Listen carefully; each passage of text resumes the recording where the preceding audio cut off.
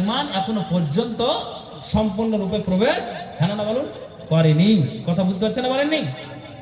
আমার বিষয়টা হবে আজকে যে যারা ইতিহাসকে শুনে নিজের মগজে জ্ঞান আপনার তারা মগজে উঠে তারা জ্ঞান করেছে, তা আমি হাজার দিন শুনে আমার মগজে কেন উঠে না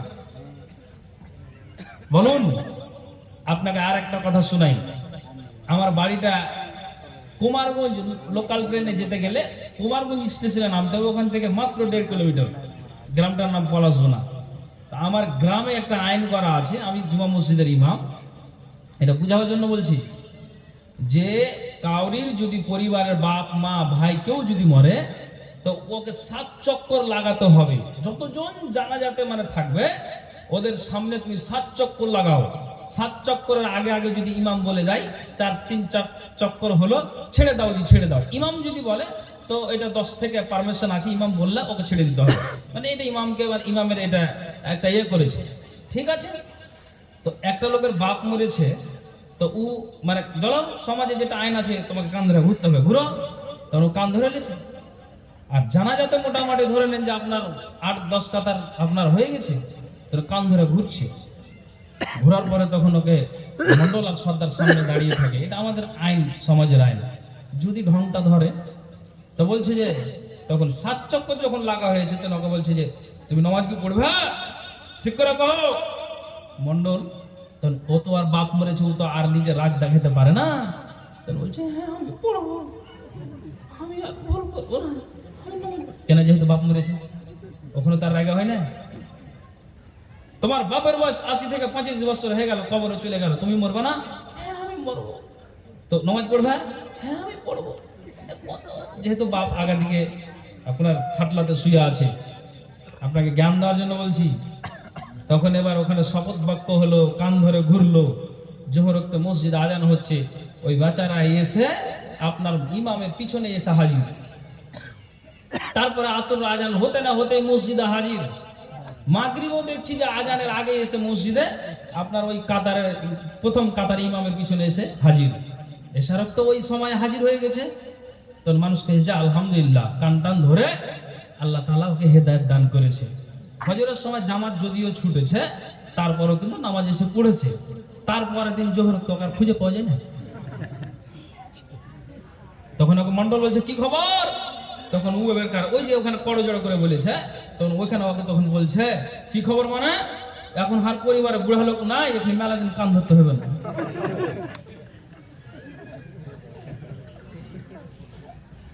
এবার আপনি আমাকে জবাবটা দিন, এই লোকটার ইসলামের জ্ঞান এখনো পর্যন্ত সম্পূর্ণ ঢুকেছে?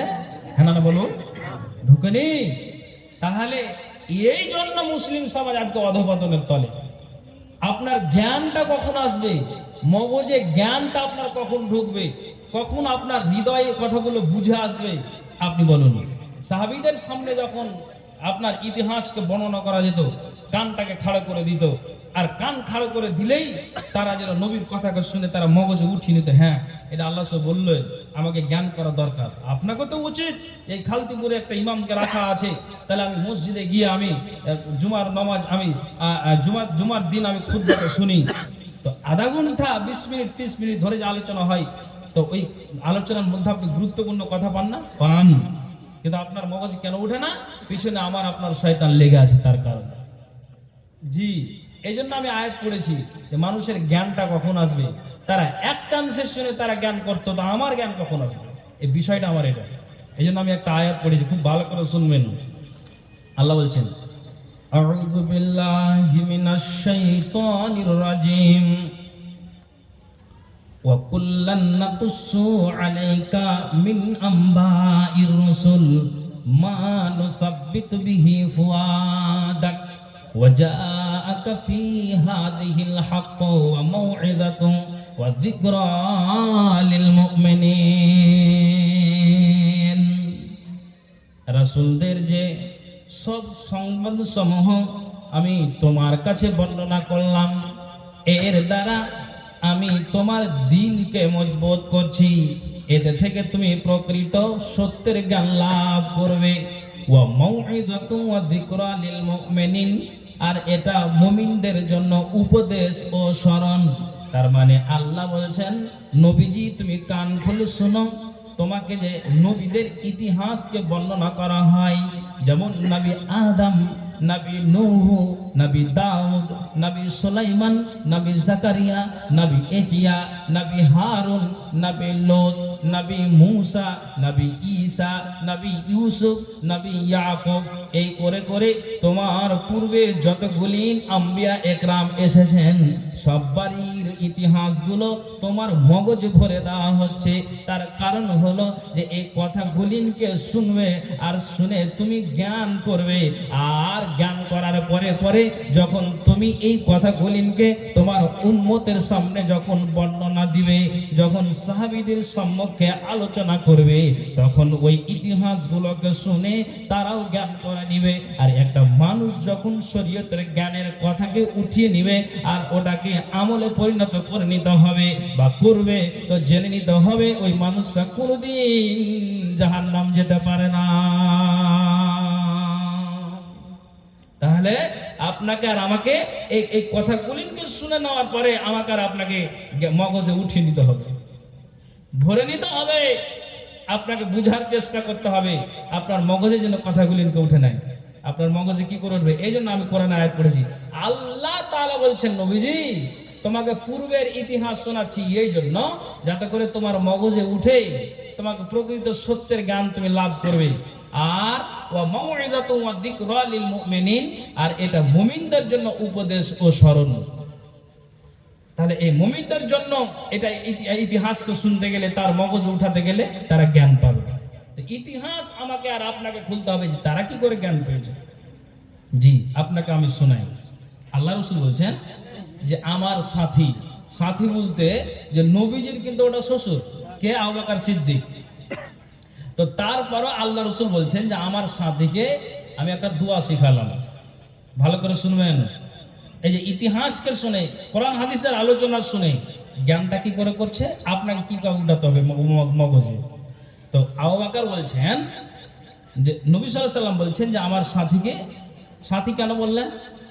ইসলামের দিক দিয়ে কুল্লু মুসলিমিন ইখওয়া, প্রত্যেক মুসলমান ভাই ভাই, অথচ এটা জামাই আর শ্বশুরের সম্পর্ক।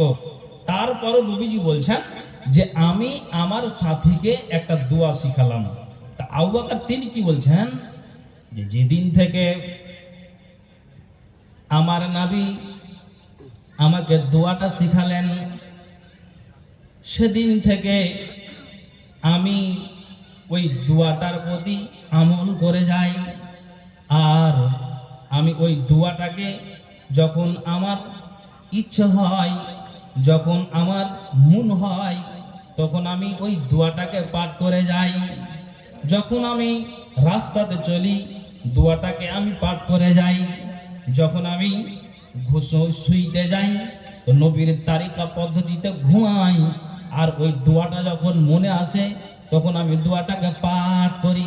এর মুসলমান যতক্ষণ পর্যন্ত এই তাশাহুদে বসে ওই দোয়াকে যদি পাঠ না করি তাহলে মুমিন মুসলমানের জি ভরে না, মনটা ভরে না।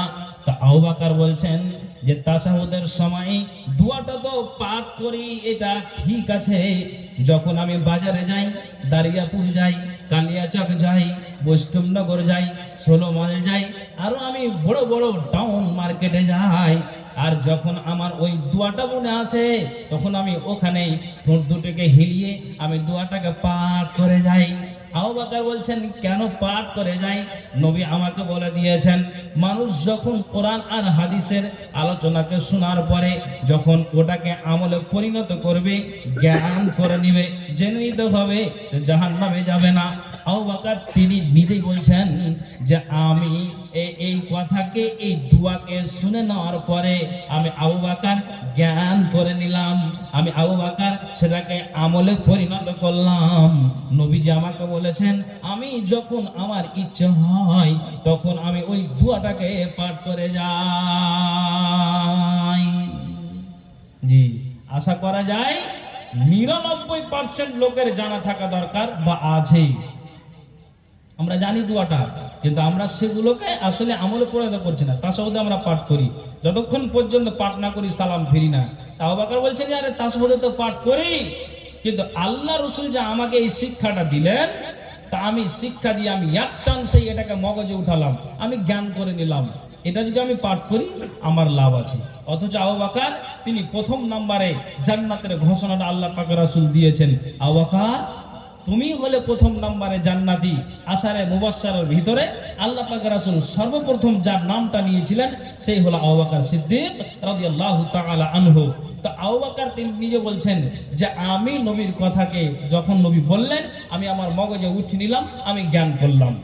তাহলে আপনাকে তো দরকার যে এই কোরআন এবং হাদিসের কথা আলোচনা হচ্ছে, তো কোনটা ভালো আর কোনটা মন্দ, কোনটা ছেড়ে দিতে বলছে আর কোনটা ধরতে বলছে, কোনটা হালাল কোনটা হারাম, কোনটা জায়েজ কোনটা না জায়েজ, কোনটা আমার জন্য একবারে বৈধ অবৈধ।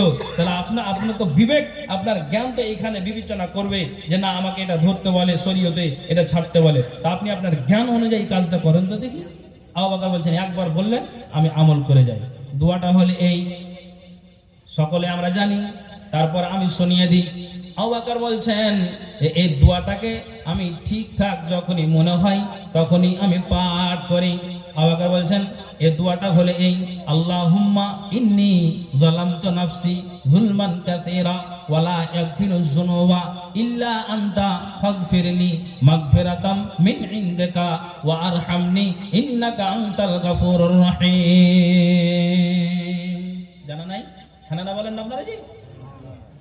আবু বকর তিনি কি বললেন যে আমাকে যখন এই শিক্ষাটা দিলেন আমার যখন মনে হয় তখনই পাঠ করি। তা আপনি এবার জ্ঞান করুন এখান থেকে যে আমি যদি এটা উঠতে বসতে যদি আমি পাঠ করি, এর তর্জমা আপনি শুনলে তো অবাক হবেন। আমি করছি তর্জমাটা, কিন্তু আমি আগে বলছি কথাটা যে আপনি মাথায় উঠান যে আবু বকর একবার কথা বলাতেই আবু বকর তিনি মাথায় উঠিয়ে দিলেন। আল্লাহু আকবার। আমি কোন জায়গাতে দাঁড়িয়ে আছি, কোন প্ল্যাটফর্মে দাঁড়িয়ে আছি।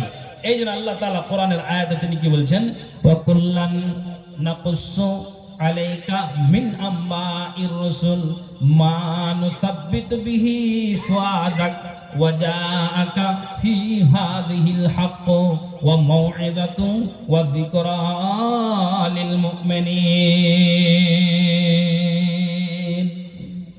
আমাদেরকেও জ্ঞান করতে হবে। আল্লাহ পাক রাসূল আরেকটা আপনাদের ইতিহাস শোনাই। আল্লাহ পাক রাসূল বলছেন যে আমি তোমাদেরকে কি বলবো না, আলা উখবিরুকুম বিআফজালি আমালিকুম। নবীজি বলছেন আমি কি তোমাদেরকে বলে দিব না যে সবচাইতে উত্তম আমল কোনটি?